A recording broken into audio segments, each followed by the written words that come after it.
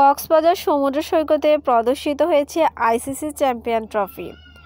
আজ সকাল 10টা থেকে বিকাল 3টা পর্যন্ত সৈকতের লাবণী বিচে সর্বসাধারণে প্রদর্শিত হয়। বিশ্বভ্রমণ শেষে বাংলাদেশের আগমনের অংশ হিসেবে প্রথম দিন সমুদ্রনগরী কক্সবাজারে প্রদর্শিত হলো। সকাল 10টার আগে পূর্ব নির্ধারিত কর্মসূচির অংশ হিসেবে বিশ্বভ্রমণে বের হওয়া আইসিসি চ্যাম্পিয়ন্স ট্রফিটি প্রদর্শনের জন্য আনা হয় কক্সবাজার সৈকতে।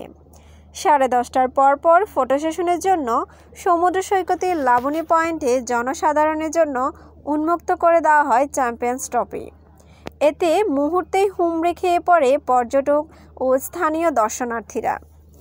কেউ ছবি তুলছেন, আবার কেউ সেলফি তুলে স্মরণীয় করে রাখতে চান।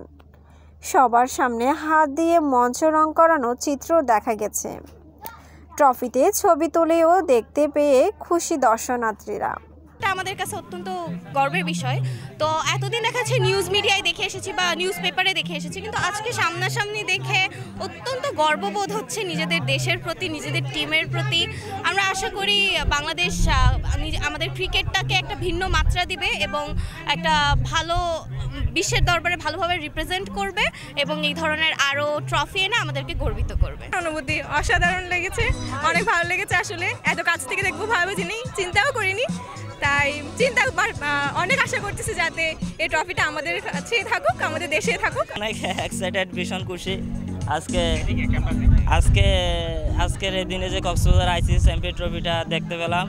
এটা তো ভাগ্যবশত দেখতে পেলাম, এটা তো কখনো দেখার সুযোগই হতো না। আশা করি সবাই অনেক এনজয় করতেছে ট্রফিটা নিয়ে। আমরাও আসছি, অনেক দূর থেকে আসছি, দেখতেছি, সবাই দেখতেছে। ইনশাল্লাহ বাংলাদেশ ভালো খেলবে চ্যাম্পিয়ন ট্রফিতে আশা করি।